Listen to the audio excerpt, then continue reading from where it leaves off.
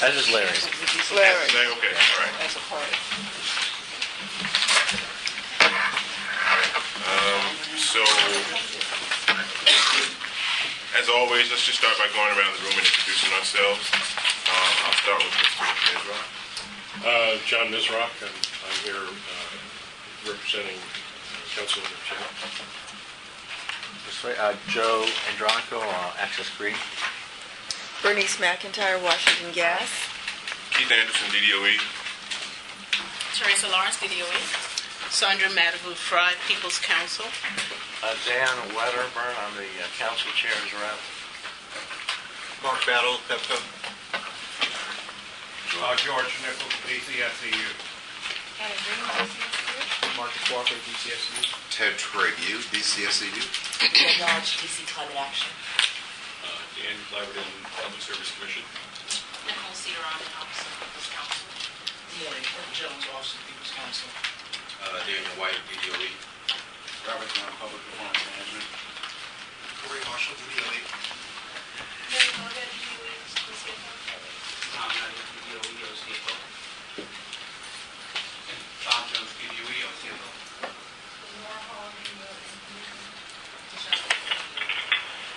And who do we have on the phone? Betty Ann Kane, Public Service Commission. Donna Cooper, PEPCO. Leonard Martin, Sierra Club. Okay, well, good morning, everyone, and thank you for joining us today. At this time, I would like to take a minute for the board to look at the agenda.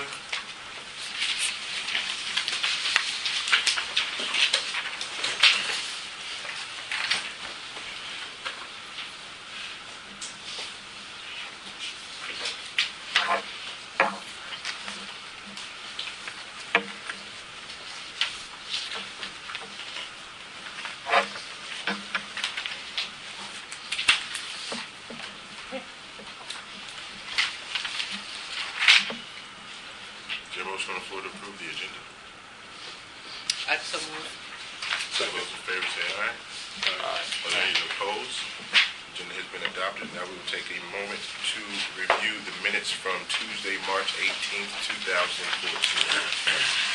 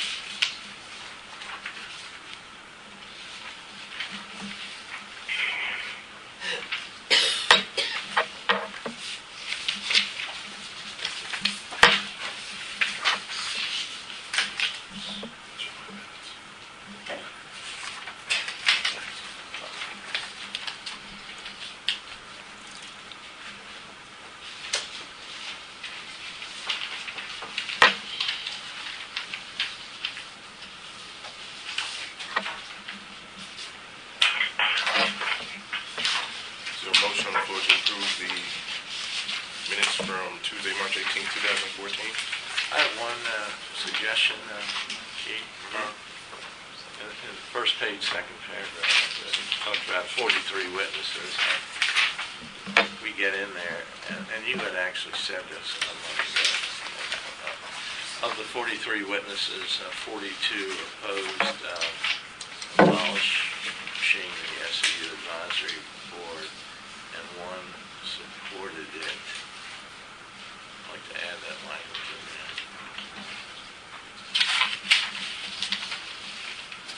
It should be right after the first sentence.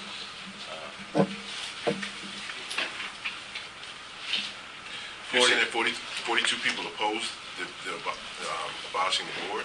No, you stated last month yourself that 42 members, 42 organizations / individuals testified in opposition to this abolishment, and one supported it, period. That's all. I don't think I said 42 people opposed it. I think I said 43 people Supported it. Well, maybe testified in the lengthy hearing. I think this is accurate right here of what I said. it is accurate, but maybe you told me back after the meeting. Maybe it didn't come up, but it did come up. I know It did. It did come up. It came up, and we talked about it. But I wasn't inclined to have any further discussions about it after 43 people testified. Well, I think a 6-hour I hearing. think it's worth saying that 42 witnesses testified opposing abolishment. I should just say I don't know if that would be supported correct. retaining. I don't know that that would be correct because I do recall some witnesses that didn't even touch the matter. They talked about diesel and some other matters that we had. So I don't know that that would be correct. Well, then we could just instead say, continue that first sentence, put a comma, and almost all witnesses opposed abolishment of the advisory board. I think it's a very worthwhile putting in the record, I believe. I can't say that I agree with that. I'm willing to take a vote on the matter. Do we know how many opposed? Do we have a count? I have no idea. We may have to, I'm sorry. look at the record. And I don't Yeah, think, well, this is Betty Ann. I think the minutes are to reflect what happened at the board meeting, the last board meeting. And I think what the minutes say reflect what was said at the last board meeting. Whether or not, how those 42, and that was stated that 43 people did testify, and Keith said, since there had been such discussion, it had been fully discussed. I think we did not discuss at the last board meeting how many people were on what side specifically. So while I think it's true that the majority, that all the people who mentioned the issue except one were opposed to it, I don't think the minutes need to be amended because the minutes reflect what was said at the last board meeting, not what we know. Yeah, I concur with Chairman Kane. I wasn't here at the last board meeting, and I therefore can't attest to what exactly was said, but Dan is suggesting that there was some discussion with respect to those that opposed and those that supported it within the context of the meeting. I don't know. Well, one thing you could just put a comma and say, and only one witness supported the. I don't understand how that's helpful to. I don't understand the significance of that. I mean, that's what I'm grappling with right now, Dan. I don't understand why that's important to include. I don't know how you could say it's not significant. As to whether to include it here, I mean, listen, I'll go along with the majority, but I think it is an important telling of what the community that's interested in this matter. And that's what the hearing was for. And that was done. So I think this could be resolved then by having today's minutes reflect this discussion. Yeah. The minutes from today's meeting could reflect that there was a discussion of the fact that only one person opposed it at the meeting, at the hearing. fair enough. And So we That's will- good. I like that, Betty Ann. This is Dan speaking. But the question Okay. still Let me remains. keep it to being minutes and not something else. But the question still remains whether or not Dan discussed and the board discussed at all the fact that there was opposition or support for the abolishment. And if it wasn't Yeah. discussed, then we did discuss, my clear recollection is we discussed it. I mean, if Well, Keith is you know, uncomfortable go back and about look at getting the into the recording. numbers, I understand that, but you could just I say know that that I there was recall, significant support. and I think we have the recording. We can go back to the recording. I recall the matter came up, and I was not inclined to discuss it any further because we had a Right. 6-hour hearing on it. Right. I would just, I like the suggestion that we included in All right, well, today's I think minutes. that Well, that's fine. That's my fine. suggestion would be that there should be some inclusion, some language, a sentence that says that there was discussion with respect to Well, I tell you- the support of the opposition. I tell you what we're Not, gonna do. I mean, clearly the numbers, we don't know. Yeah. I tell you what we're going to do. We're going to listen to the recording and see what was actually said, and then we'll update the record accordingly. Okay. How about that? I Is think that fair that's enough? reasonable. Sounds good, Keith. Yeah. All right. Well, So we're going to move on. Well, I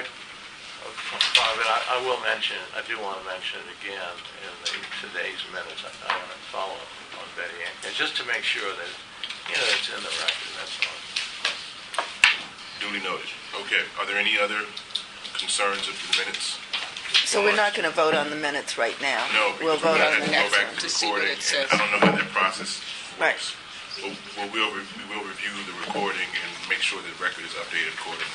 Okay. Fair enough? Yes. All right, is there a motion on the floor to approve the minutes from Tuesday, March 18th as Well, they are at this time? Or we should don't want to, table them? no, Should we're we table tabling them the vote until the because vote? Okay. they don't have the minutes. So we're going to table the vote until such time we have worked out the process to update the minutes. Right, accordingly, okay? right, thank you. And it could be the thing that we could adopt the meetings, via email, by the board, so we don't have to wait till the next Do we meeting. have the capacity to send the recording to everyone so that everyone can hear? I thought it was on the website. It's on the website, right? Yeah, Okay, so all right, we could everyone all can listen. to it. All right. One thing that I would can't like wait. to add is that I would like the minutes either of today or as amended to reflect that OPC filed comments at the hearing and that those comments are a matter of record. Everyone's comments are I know, matter of record. but I would like to make that specifically For today's minutes. for today's minute so that the issue is preserved. Duly noted. Okay, that being said, we're going to move on with the agenda, and I am going to call Mr. Trayview to report on, I think you have three topics here, Ted. DCSU FY14 progress against performance benchmarks, initiatives for the remainder of fiscal year 2014, and FY14 renewable energy programs. Sir, you have the floor. Okay. Thank you, Mr. Chairman.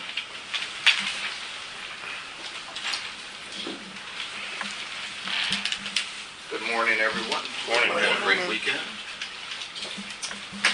As the chair, does this thing open this up?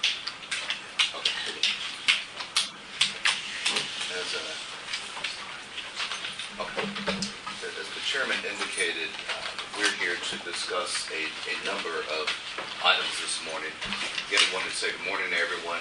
In case you don't know me, I'm Ted Trayview, the Managing Director of the DC Sustainable Energy Utility. It's a pleasure to be before you again. Today we're going to talk about some FY13 highlights, kind of rounding out some of the results of FY13 as we understand them thus far. Talk about some of our updates from this fiscal year. Talk about some of the program changes we've implemented moving out of FY13 into FY14. Talk about some of our spending to date. Talk about our actuals and spending. We'll take a look at some of our pipeline and some of our key programmatic initiatives. We will look at some of the initiative highlights, some of the things that we'd really like to talk about, show you where we're going, some things that are moving very well, some things where we might need to make some adjustments as we close out the end of the fiscal year. Look at some of our FY13 versus 14 results, show the progress and the maturity that the organization has achieved over the last couple of fiscal years. And then round out the discussion with one item here talking about some of the recognition that we have received, not only thus far this year, but that will roll into the summer. And finally, I will hand out a chart at the end of that, and I want all of you to take a look at it. We would have put the chart up here in the slides.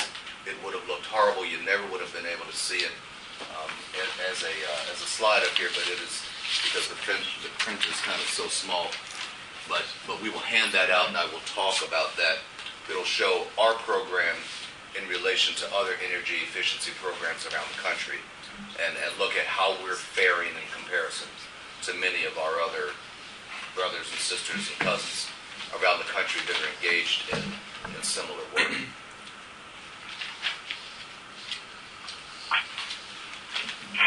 In FY13, as we are looking at our results from that year, when we say we have 6 performance benchmarks, let me, first of all, explain exactly what we're talking about. The energy performance benchmark we look as the energy savings in terms of natural gas and electricity. We actually look at that as 2 benchmarks. There is a number that we have to hit for natural gas. There's another number that we have to hit for electricity. And the largest energy users benchmark, of course, has not been defined yet, so we don't count that as a benchmark. But looking at the other benchmarks, for the first time, and we're very, very proud of this in FY13, we actually hit the energy savings on the electricity side, hitting the minimum for that benchmark. We did not hit the target for natural gas, but we did hit the target for electricity. We had vast improvement in our savings from natural gas, though. Our savings between FY12, moving up out of FY12 into 13, were 900% higher than we achieved in FY12. We were really, really doing well in 14. We did make vast improvement there. Didn't hit the gas benchmark, but we did hit the electric benchmark. For the reduction of peak demand, we hit that benchmark as we have hit that in 12, hit that again in 13. Spending of 30% of our funds in the low-income community, we achieved that benchmark as well. And for the renewables, achieving a 10% cost reduction in the renewable sector, we achieved that one as well. So we had some good results coming out of FY13. In the green jobs area, we had 400 district residents working on projects supported by the DC Sustainable Energy Utility. Much larger number than we had in FY12. Our largest energy user benchmark, again, has not been defined yet, so we don't there's no number or anything around that. We don't discuss it. Our CVE spend, which is a contractual requirement, not one of our benchmarks, but a contractual requirement of spending. Last year we were looking at 50% of our implementation contractual dollars being spent with CVEs. We hit that metric as well. And as Ms. McIntyre has always been very concerned about the electric-gas split, 80% of the funding being spent on electricity, 20% of the funding being spent on natural gas. We achieved that last year, and I will say this year we are right at the level so far with spending, with 19% of our funds spent on natural gas programs and 80% of our funds spent on electric programs. So we're right in line for that. And my concern, since you raised my name up, it has always been that you're spending, there is a specific portion of the statute that says 75% of the money that comes from gas ratepayers has to be spent for gas programs. And the same with electric, that 75%, at the minimum, 75% of electric monies has to be spent for electric programs, and that no more than 125%. Have you met those standards? Yes. Okay. That's what I'm saying. This is what we describe it as what I call the 80-20 split. And 80-20 has to do with the amount of revenues that comes in from each sector. Right. It's different. So They're two different if we're standards. saying that 80% of our funding would be spent on electric programs, 20% of our overall funding with natural gas programs, but then within that there is a range, as you have said, where we could spend a little bit more or a little bit less. But yes, we're within that range. And in fact, for this year, we're right on target. And so when you say in the prior slides that there's a 900% increase, which looks wonderful, but I'm not sure that that's very... It's not very good. That's not in spending. It's a relative improvement off a really awful year. I know. That's why I know it. So I wouldn't put that in a slide because it's misleading. deceptive. Yeah. I mean, obviously you just haven't met the targets with gas, and you're spending a lot of dollars then, which is, I mean, appropriate. You're spending the dollars, but you're not getting the expected benefit from those dollars. And when I get into this last chart, and I will show you where we are relative to the input and output, there's a direct correlation between the two, and I want to show you that on the electric side. Hopefully when we can come back at our next meeting, I can show you the exact same chart for gas, so you can understand where we are relative I to our understand gas. where you are because you look at page 4. I mean,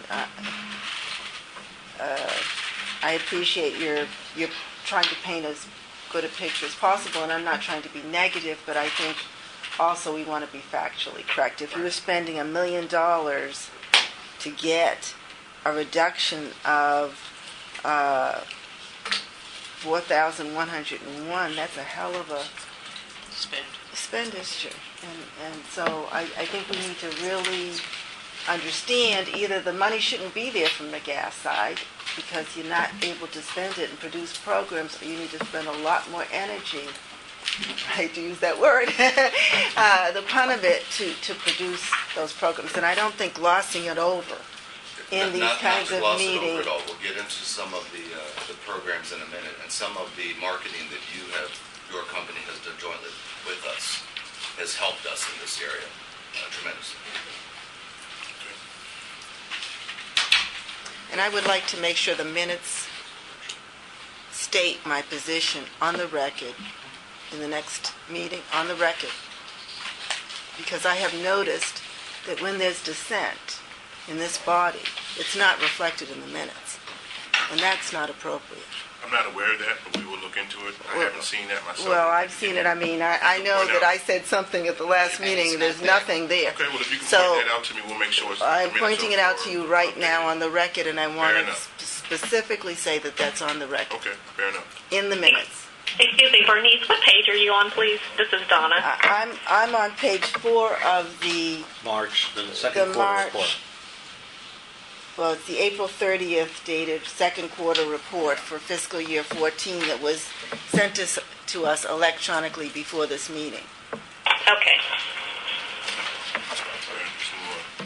So real quick, well, FY13, I mean, I think those are good, nice update. I know that the last board meeting, we had a preliminary Tetra Tech report that was a verification of the achievements of the different benchmarks, and one of the expectations in terms of scheduling this meeting at this point was also that we were going to have the Tetra Tech final report so that we could, because I kind of want to put FY13 behind us here. We're already 7 months into 14, so and I did get an email from Lenore saying that it was under internal review, but let's just get that out there and move on if we could, please, because I do want to focus on 14.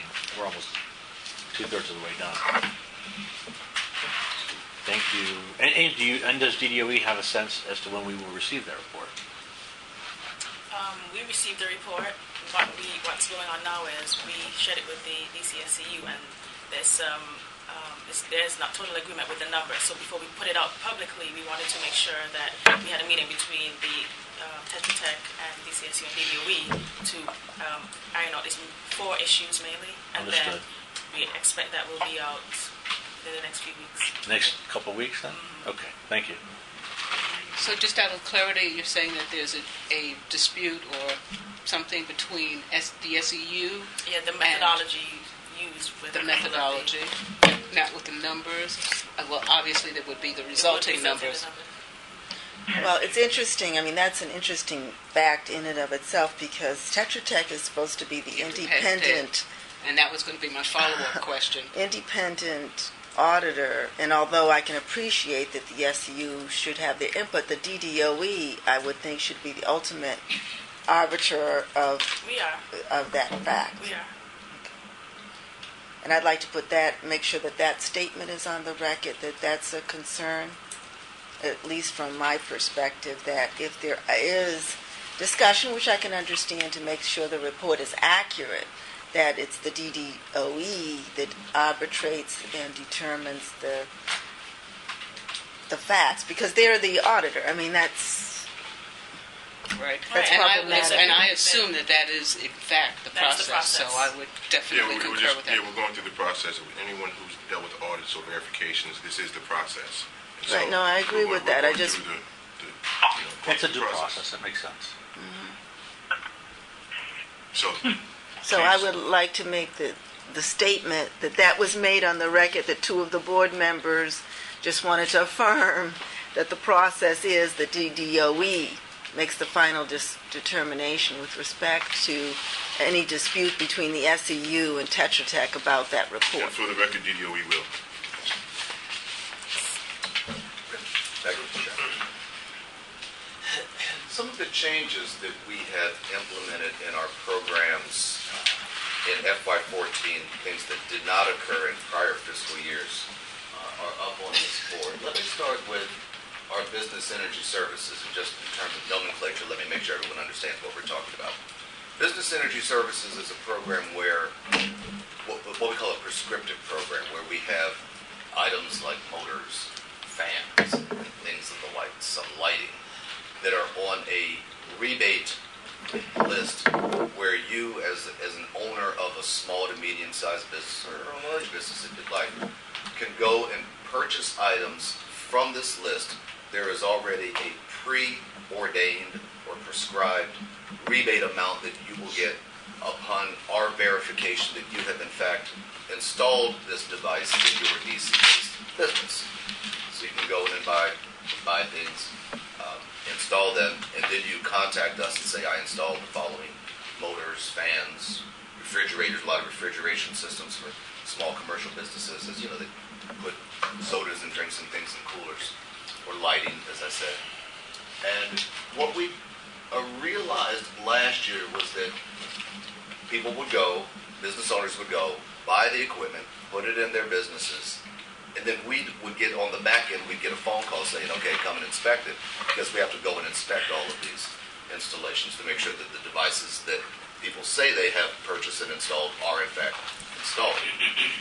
Now we have what we call a pre-approval reservation system. So they tell us before they are going to actually do this, that they're going to do it. So we know on the front end roughly how much is being spent, so we have an opportunity to make sure that we don't overspend in this area.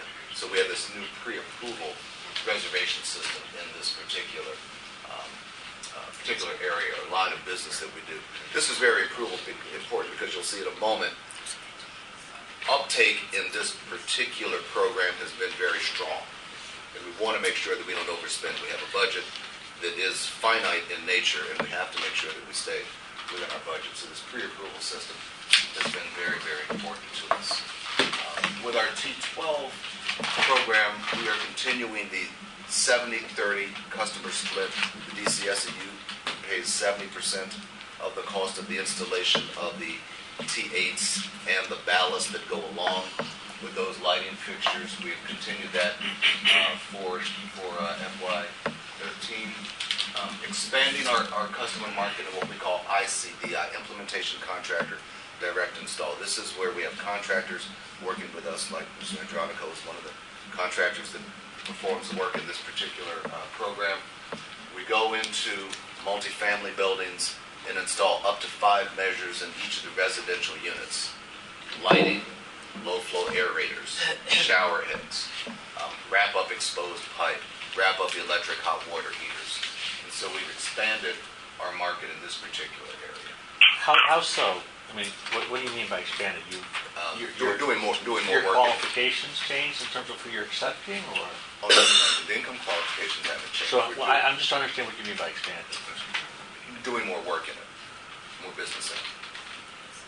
Well, let me expound upon that. So it's in terms of the size of the multifamily units, and part of this is because we're also looking at things like boilers, chillers, and things like that. So we're looking to do more deeper savings with larger measures in addition to that. So we're using ICDI as a gateway. So whereas before we were probably at the 500 unit buildings, we're going down to like the 50 unit buildings so that we have that opportunity to pick up low income spend, particularly with those larger measures. So yeah, I mean, if I could make a friendly amendment to your own program changes here. One of the big things that happened in this year is that you actually opened the P12 and the ICDI program to the marketplace. So just to make clear, it's, the incentives are set forth by the DCSEU. The marketplace, companies like mine, bring clients to the DCSEU to use those, just like we would to any kind of rebate program. That's something that I believe, and I would like confirmation from the SEU, is new this year. because last year you guys apparently had a backlog that you're running through or you're not certain targets. So, I think that's an important distinction if indeed the SEU was set up, as I've mentioned a number of times, as a market transformation program where the incentives will eventually go away and the market, has a hold of it. In this particular case, if you've got clients bringing you projects on a consistent basis, it is an indication of some of the market transformation. Is that correct? Right, you're absolutely right. What we did in the summer of FY12, when we hired a number of people to go out and help us find locations that were willing to take advantage of this program. Now, as you said, after we've worked through that entire backlog, you and other contractors, and we're working with even more contractors now, are bringing projects to us. And that's the majority of the business being done. That's what contractors are doing. We're no longer going out and... Thank you. And so those contractors, though, they are going forward with the incentive. Yes. If the client wants to do it or not, and it's not a slam dunk, believe it or not, because even on the ICDI basis, where it's a pretty big spend, almost 100%, clients still don't go forward with it. There's still a lack of understanding about some of the benefits, but that's part of the market transformation and market education. But we've seen a pickup of building owners, even ones like Acreage and Douglas Development and so forth, going forward on their buildings with some of these incentives. So. And you believe that's because the message is coming from the market? I think it takes, like anything. This is a very, this is not a simple grants program. The DCSU, and I'm not saying that that's what we're saying. It is really showing the time it takes for the market to really grasp the benefits of these things. And then there's got to be transparency on the numbers. The clients have got to see at the end results that these really provide results. We could sit here and energy model all day long, that this has great returns, but until the customers, and very sophisticated customers, start seeing it and understand it, they're not going to go forward. I think as the market starts understanding it more, the incentives can go down significantly in percentages because the returns are already great and the market will be able to do it. But yeah, that is a significant difference. Most of the projects that my company is doing are clients that we've gone out and gotten by knocking on doors, calling, all that other stuff. So. Can I raise a question back on the, I think on the earliest slide you talked about you've done benchmarking against other similar entities that are providing similar programs in the market. And I just wanted to, looking at what you provided in that second quarter report and looking at the number of participants that you've served. In which particular... In each of these segments, like in the commercial and industrial, institutional, you're saying that you served year-to-date 105 customers, and your expenditures would be $8 million. And I'm just trying to understand the relationship between these numbers, which seems significant if I'm understanding it right. But I'm taking the commercial and industrial. That's not what is discussed in that particular chart. Oh, it's 1.7. It's year. Okay. And the annual budget estimate is the full year amount. I'm misreading this. So you've spent $1,757,846 for this. That's the year to date for 105 customers. That still looks pretty. If I'm reading it correctly, it's on page 6 of your core area performance, table 2, in the second quarter report. If you just look at your commercial and institutional customers, and you look at the line that says year-to-date expenditures, that's 1.7, almost 1.8 million. And the number of participants served year-to-date is 105. So I'm trying to understand, that seems an awful lot of money to have spent for 105 participants. But those are probably large commercial projects. Those aren't. I understand that. Those well, aren't residential. Right. On the residential annual budget expenditures for year to date for low income is 1.1 million, and maybe I'm misreading this, and it's saying year to date participants served is 35. That's in units. It's not first. Not. And is that also true for the commercial? Yes, those are individual projects. So it's misleading, and you may want to look at putting it that way. In the annuals, we start rolling up households and numbers, but on the quarterlies, as we continue to close out projects, we try to keep it at that higher customer, level. Okay, Yeah, it just doesn't look right. If you take those numbers and you say I'm assuming you're serving a lot more individuals and whatever. Okay, thank you. The multifamily. Okay, I had one question from the public, and can we just address that and we'll move on? A change in the nomenclature might solve that problem. The question is, I was very interested in what Joe just had to say about market transformation, and I'm wondering if there's been an impact, if you've seen an impact on the implementation of the green building benchmarking, energy benchmarking requirements on awareness of multi-year budgeting for energy improvements and recoup. Is the benchmarking requirement for energy, that annual energy requirement for large buildings, advertising the SEU's incentives? And maybe, I don't know if Joe would be the person to respond to that. I don't know. I mean, I do think that's actually an interesting observation in terms of what the the city, the federal, and the districts, benchmarking requirements, how that's going to move, and the compliance around it going to move the market. Because we're down now to 50,000 feet square feet starting this year on private. I think it is getting the larger developers and building owners' attention to look at it, but I don't understand exactly how it's impacted the market. Okay. But I do think it is something to follow. Watch out for. Yeah, for sure. Positively. Very much. Question on the phone? Good question. Larry, is that you? Yeah. I had a question about the ICDI. Are these businesses essentially the same as a CBE, or do we have other businesses that we'd be working with or accepting into this program that aren't necessarily vetted or pre-approved or CBE? I want to make sure on the ICDI where we have the contractors going out and doing the installations directly in multifamily buildings, those are CBE contractors that are going and doing the work. Is that your question? Yes, that's right. And so if that's the case, then we're capturing all the green job hours associated with that? Yes, to the maximum extent that we can, yes. Thank you. Are you saying that all of the contractors are CBE, even if the market? No. Okay. I said, but for that particular program that he mentioned. There's a lot that happens, and is going to happen with these things, where the clients themselves will take advantage of the business energy rebates, and they'll use whomever they want to use.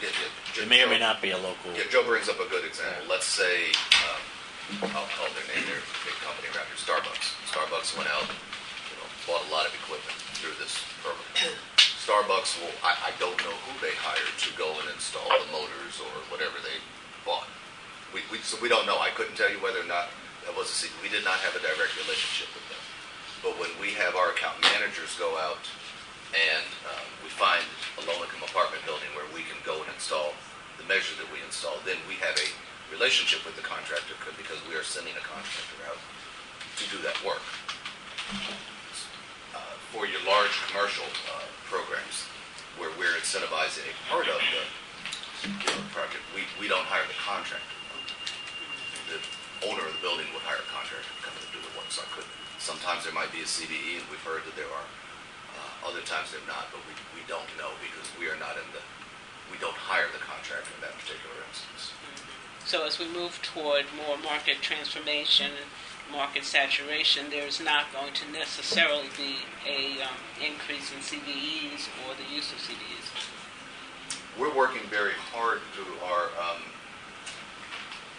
contracting process this year to expand the pool of CBEs with which we're working, and to get into the sorts of business, just like Mr. Adronico was discussing, where they can bring projects to us, and talking to the CBE pool about, again, some of the gas programs that where we've got installation of our efficient gas products as well. Sandra, I think the key there is as the market matures, companies of all types can compete, CBE or not. I've always contended that the CBEs need to compete based on competence, and so hopefully, as we all mature, we're going to be one of the top companies that the end user is going to say, yeah, let's work with them, because they're good and qualified and have the training and certifications around, the energy component to install these things. And I'm not going to belabor this discussion because we have a limited time, but it is a philosophical issue in terms of CBE, especially when you start to discuss those terms of qualified CBEs and the ability to have that certification. I mean, that brings into discussion a host of issues that are political as well as social in nature. So it's not the time for this discussion, but it's just one of those red flag type of issues. Fair enough. Wait, and I'd love to hear your views on that. I don't want to diminish that. I actually have a quick question, Keith. And maybe you know the answer, maybe Ted does, but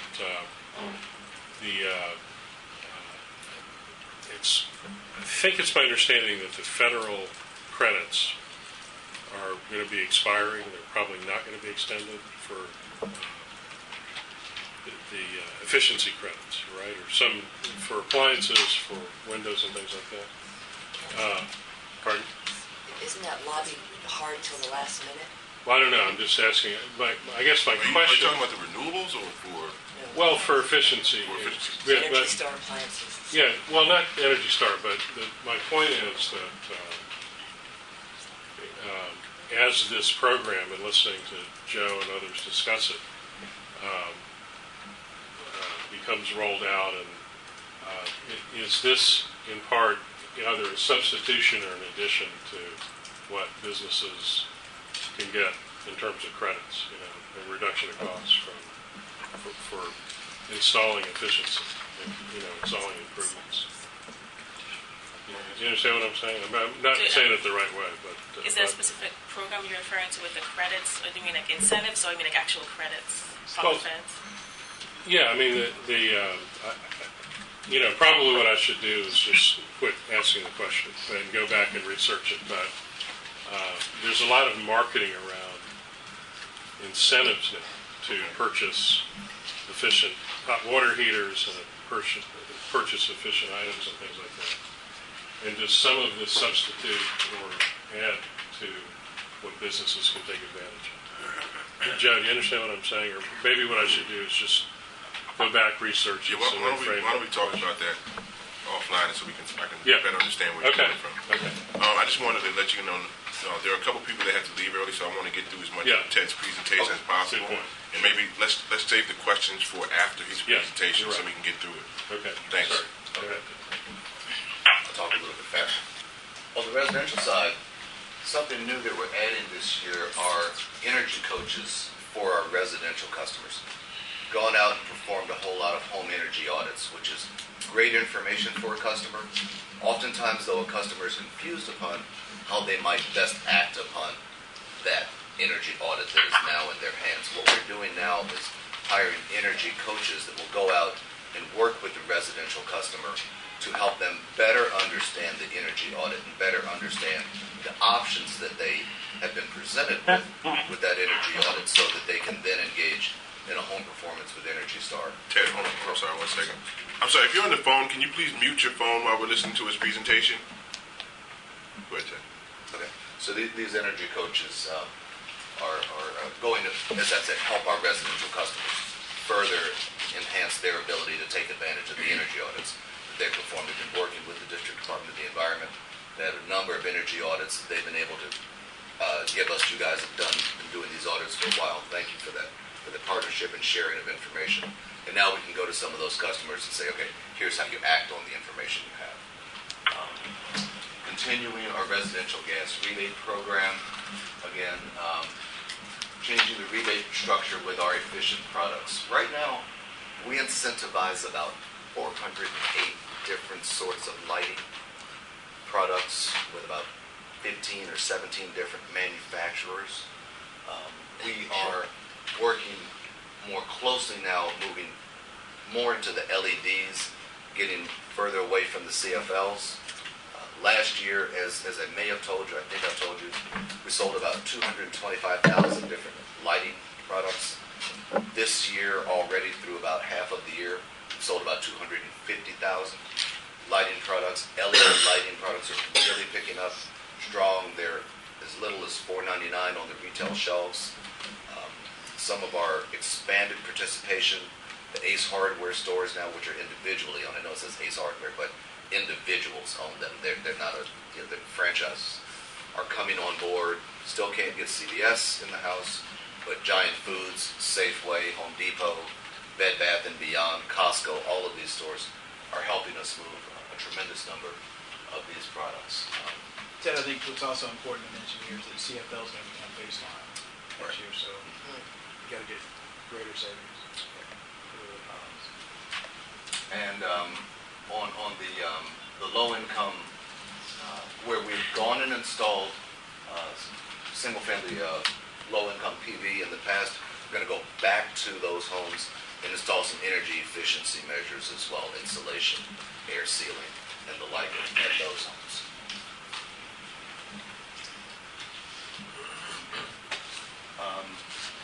On the renewable side, we've been able, as I said, to reduce the cost of our renewables by implementing a competitive bidding structure, bringing in, again, more contractors to work with us in this area. On the custom side, we're looking at some low-income custom retrofits, some of these projects in FY14, expanding, again, our reach in this market. And in workforce development, which is really, really important for our group. Ted, can I mention one thing? So the custom change is related to the ICDI change. So we talked about going in and doing kind of the higher level measures, but now we're going back and looking at, different incentives for some of the bigger, some of the bigger equipment changes that low income developers or property owners may not have the funds for. So that's how those two are connected. And in workforce development, we're looking at matching up interns from some of their, we call them externs, from a lot of the job training organizations here in town that are doing green job training, BPI certification, building engineering certification programs. We went to a graduation last week at UPO. I think they had over 30 graduates, looking at matching those graduates with some of the contractors who are working with our organization and providing work opportunities and marrying these two contractors and these graduates together, supplementing some income here and salaries to provide work opportunities for more individuals as we expand our reach in this area.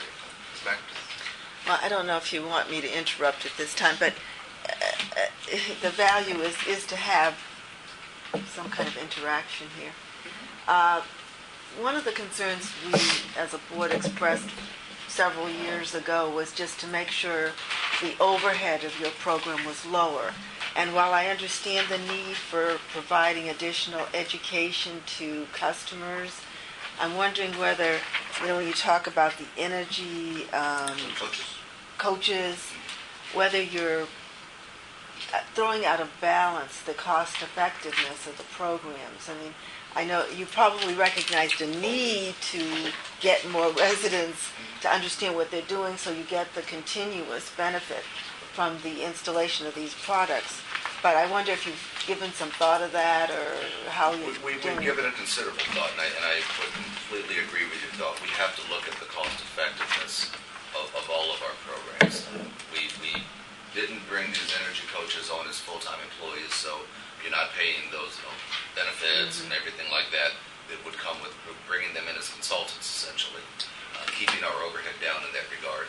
And this is also helping us tremendously get a big uptick on our conversion rate. It's great that you go out and do energy audits. Energy audits alone don't get you the savings that we're trying to achieve through our programs. So as we're converting the audits that have already been done into savings, we thought it was a wise investment to at least get two people in, bring them in as consultants, and allow them to help work with some of the residential customers.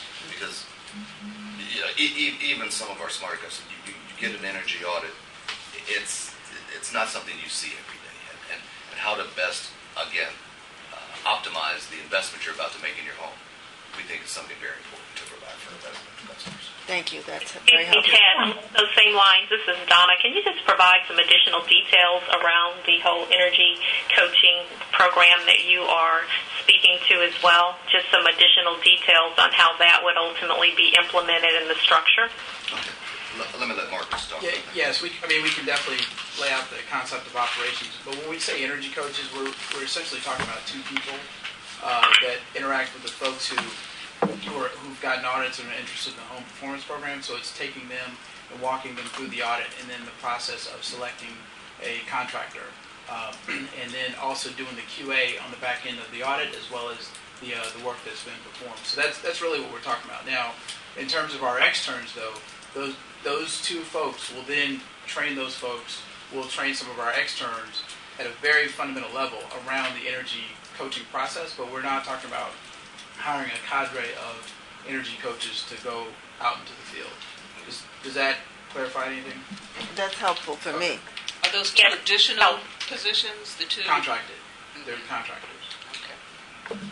Yeah, this is Betty Ann. Can I ask, Ted, are you going to go back to people who had audits already? Yes. And see if you make it back to... I had one, and I probably wanted to... I didn't do anything with it. Then you need to see an energy coach. Which was good and very helpful, but it was like, well, I'm going to do some remodeling in the future, so I'll take that into consideration. But I suspect that there are a lot of people who got the audit, who got the report, and then who didn't do something. And so therefore, as you say, the value of it hasn't really been value of it, hasn't really been value of it, hasn't really been value of it, hasn't really been value